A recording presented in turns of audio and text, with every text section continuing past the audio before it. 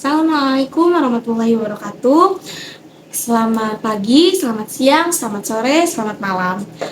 Perkenalkan, nama saya Kizia Mutiara Syahla dengan NPM 2200 1500 172.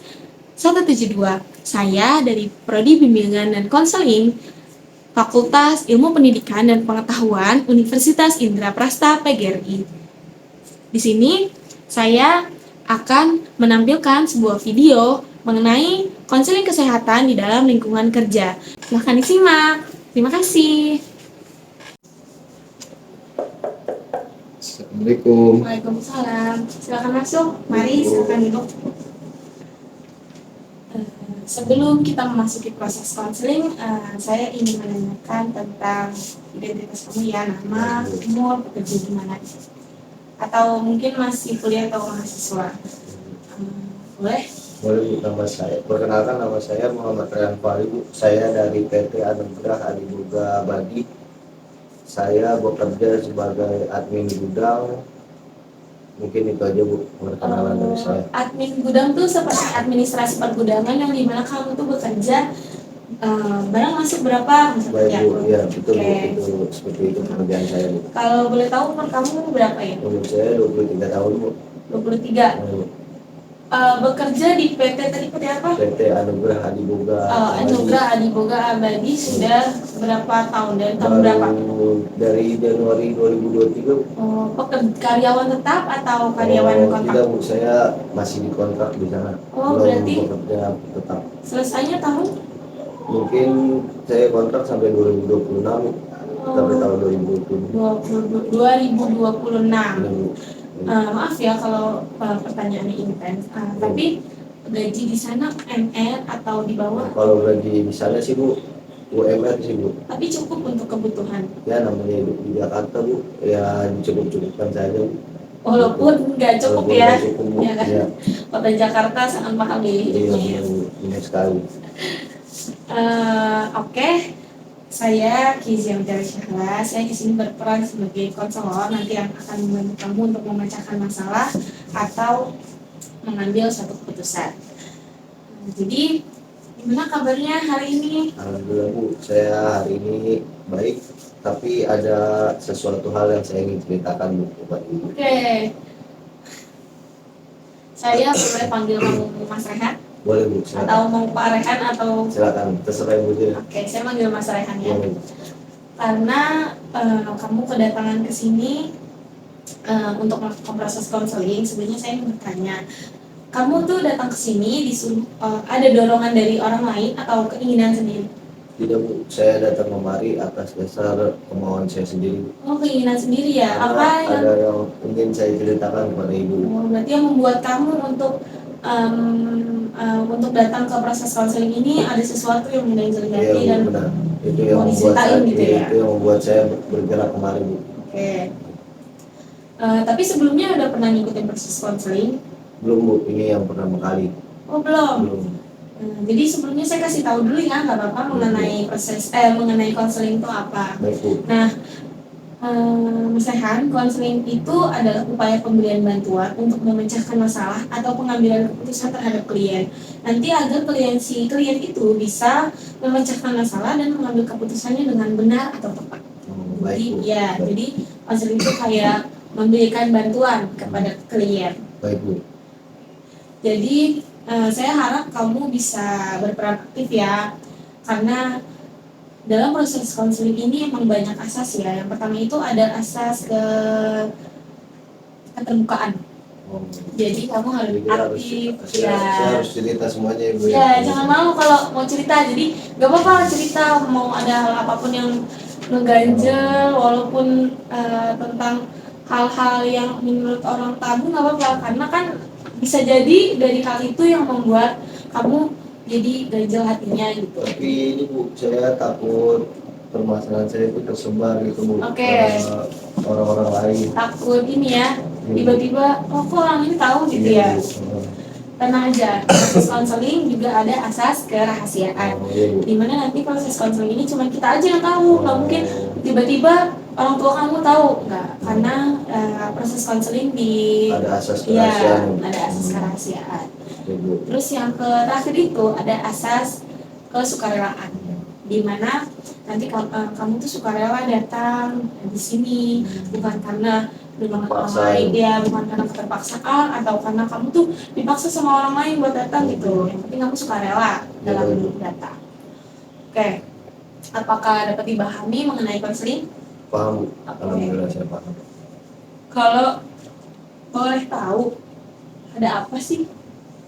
Jadi gini Bu, saya kan kerja dari bulan Januari dan sekarang sudah ingin masuk tahun baru ya Bu, 2024. Oh iya benar. Jadi saya kurang lebih bekerja sudah setahun, namun di kantor saya itu saya memiliki atasan bisa dibilang otoriter Bu. Jadi saya itu seperti dibedakan oleh pekerja-pekerja lain Bu. Pekerja lain mungkin kerjanya itu tidak terlalu berat dan atasan itu mengasih saya yang berat gitu Bu. Oh, oke. Itu yang membuat saya mengganjal dan membuat saya datang kemari Bu, cerita. Saya boleh bertanya, Boleh Bu? atasan kamu itu laki-laki atau perempuan ya? Laki-laki Bu. Teman-teman kamu rata-rata laki-laki Iya ya? Bu, karena kan saya bekerja di gudang Bu. Jadi Oh iya, benar. kebanyakan mungkin Laki-laki laki-laki ya, mengangkat barang berat iya Bu, ya. karena mengangkat barang berat-berat. Contohnya kenapa atasan otoriter tuh kayak tadi ya, kamu pekerjaan kamu lebih berat. Nah, Iya, Bu. menurut kamu kenapa atasan kamu ini otoriter ke kamu? Saya kurang tahu, mungkin karena saya kurang aktif dan saya kurang berbaur mungkin Bu, dengan teman-teman di kantor dan dengan atasan.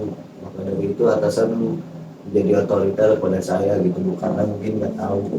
Jadi kamu temen, mungkin ada temen, cuman nggak sedekat ya, Iya, nggak Bu, deket iya. banget gitu ya.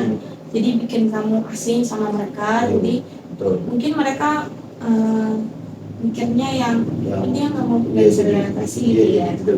jadi seperti dikucilkan gitu Bu. Oke.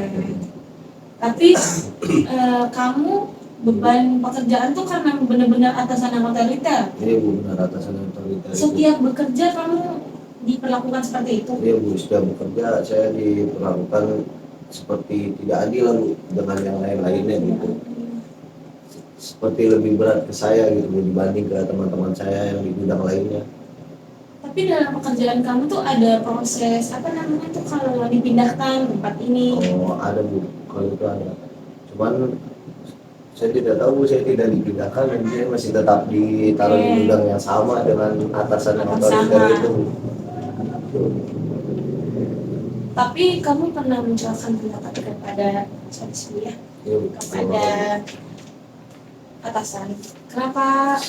Saya sudah pernah mengutarakan apa namanya keluh kesah saya, pendapat saya kepada atasan yang otoriter tersebut. Namun kembali lagi Bu, kan namanya juga beliau otoriter, jadi beliau tidak mau mendengar dan tidak mau menerima keluh kesah yang saya sampaikan itu Bu. Makanya itu saya datang kemari, mungkin Ibu bisa mengasih solusi kepada saya agar saya bisa lebih tenang lagi Bu ke depannya. Sebelum saya memberikan saran, saya masih mau mendengar cerita nih apa yang membuat kamu kerja di situ awalnya bagaimana, terus kamu kenal dengan teman-teman bagaimana. Nah, saya boleh ini nggak sih, Abang?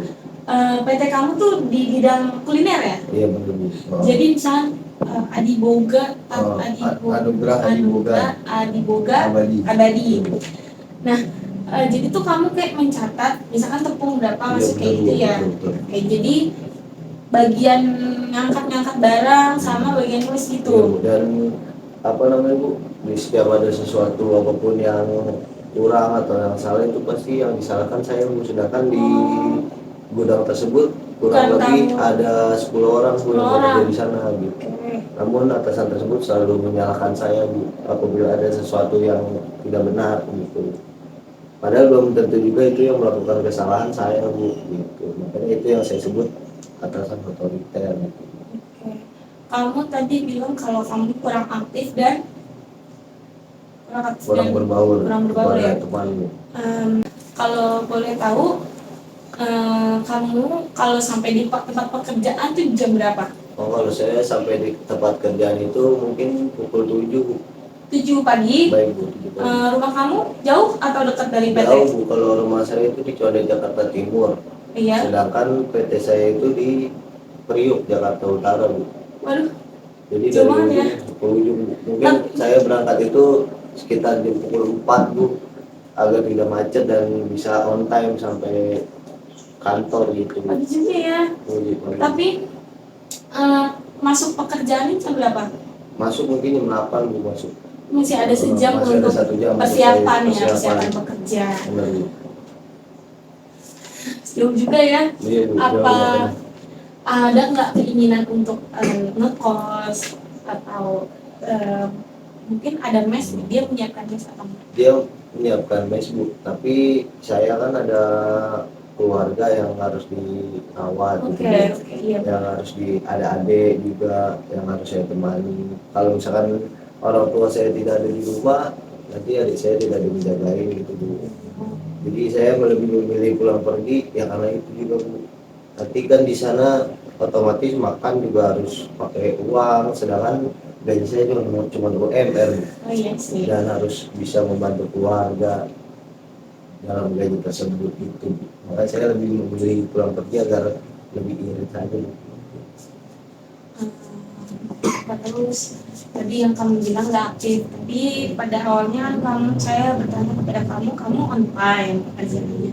Nah, tidak aktifnya tuh dalam hal apa kalau kamu dalam bekerja? Mungkin namanya aktif atau tidak aktif itu pandangan subjektif ya Bu. Maksudnya saya sudah bekerja dengan sepenuh hati gitu. Saya sudah datang sebelum waktunya dan saya pulang juga sesuai dengan waktunya Bu. Tapi namanya manusia gitu Bu, atasan selalu menganggap kita buruk ya buruk terus gitu Bu. Jadi walaupun kita udah bekerja sebaik mungkin, tapi kalau memang atasannya seperti itu susah juga sih Bu gitu.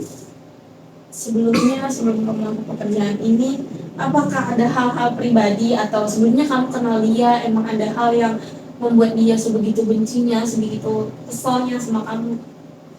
Tidak Bu, saya itu mungkin menurut saya awal-awal saya kerja Bu, gara-garanya saya pas awal kerja itu memang rada sedikit malas dan agak telat Bu, karena perjalanan juga kan Ibu tahu sendiri jauh ya Bu, dari Jakarta Timur ke Jakarta transisi Utara ya. Bu. Nah mungkin orang atasan tersebut marah dengan saya atau kesal dengan saya gara-gara awal-awal saya masuk kerja Bu. Tapi setelah 6 bulan kerja saya juga sudah menunjukkan kerja yang bagus Bu gitu. Namun atasan tersebut tetap tidak berubah Bu, tetap otoritas terhadap saya.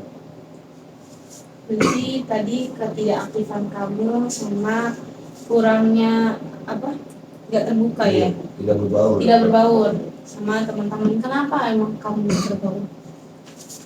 Ya mungkin emang dasarnya Kamu saya sulit ingin bersosialisasi. Iya Bu, sulit bersosialisasi dan saya juga memang ingin fokus kerja saja gitu Bu.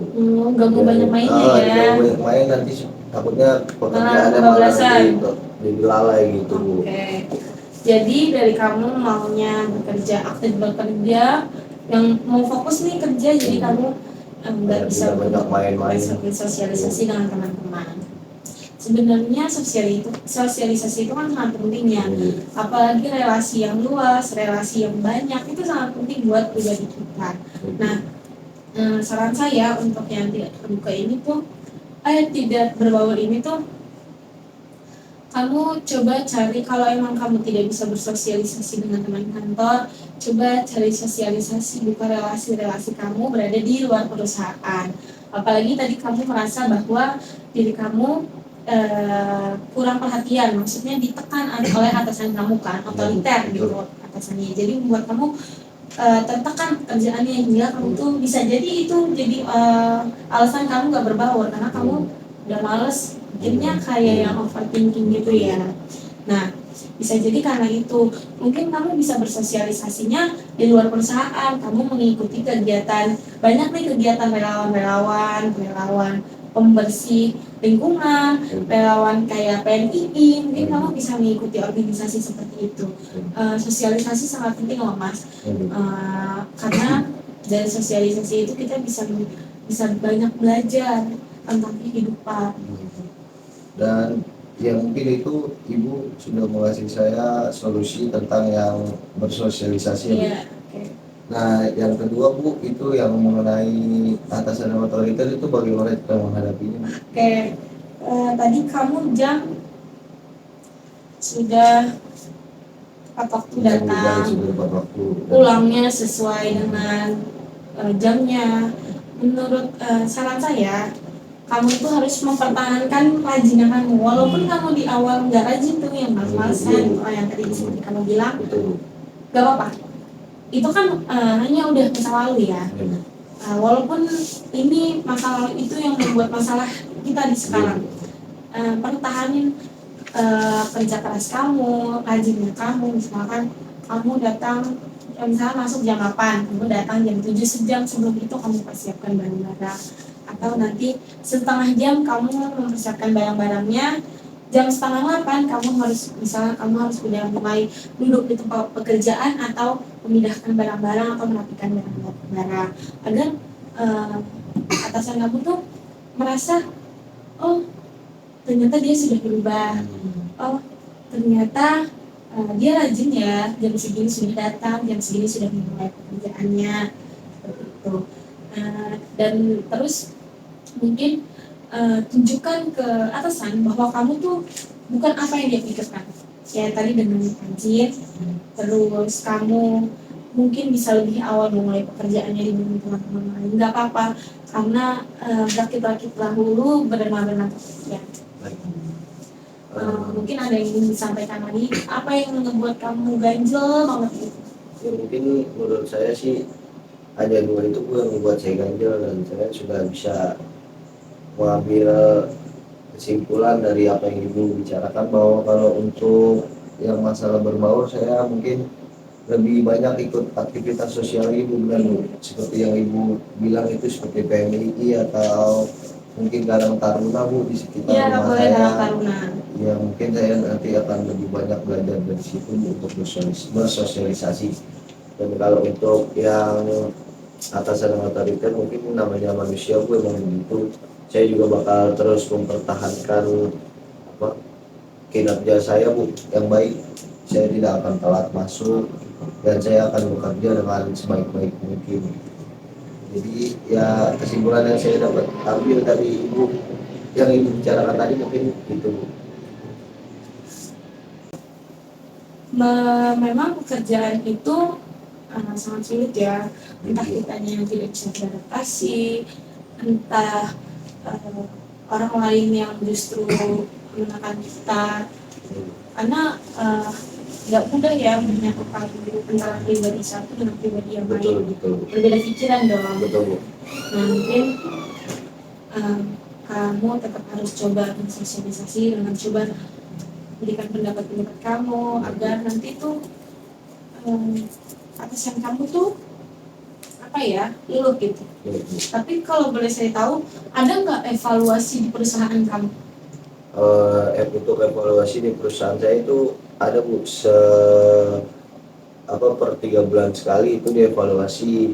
Tapi alhamdulillahnya saya mempunyai manajer yang tidak seperti atasan saya Bu, gitu. Oke. Tapi kamu berani nggak dalam evaluasi itu kamu mengungkapkan bahwa contoh kamu langsung berbicara pada seorang manajer, Pak, saya mengalami kesulitan. Kenapa saya sangat ditekan? Pekerjaan berat-berat hanya dikasih kepada saya. Awalnya saya pikir saya hanya mengalami, mungkin atasan itu hanya meminta tolong kepada saya saat dia tidak bisa.